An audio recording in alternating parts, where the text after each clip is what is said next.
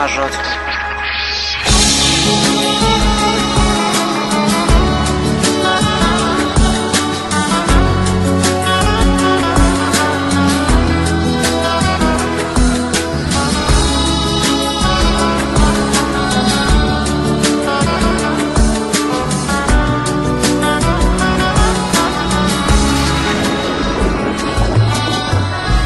قسمت نشد ببینم خدا نگهداری کنم، فرصت نشد بمونم از تو نگهداری کنم.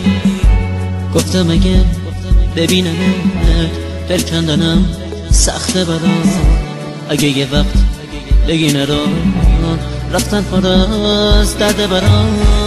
گفتم صدا تو نشنوم، ندیدم از پیشت کنم، پشت سرم زاری نکن، چی کار کنم مسافرم. من میرم ولی باز تو بدون همیشه یاد تو از خاطر من فراموش نمیشه. گل من خوب میدونی بی تو تک و تنهام عزیزم، اگه تو نباشی میمیرم.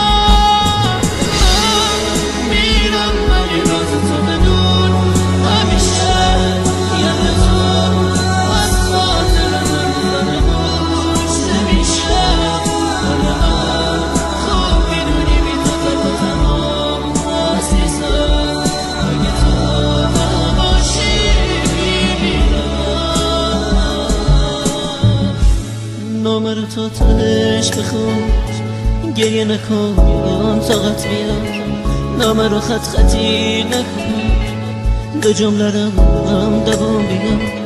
باور نکن یه بی وفا نامه میذارم و میرم، نه قسمت زندگی ایره، به کی بگم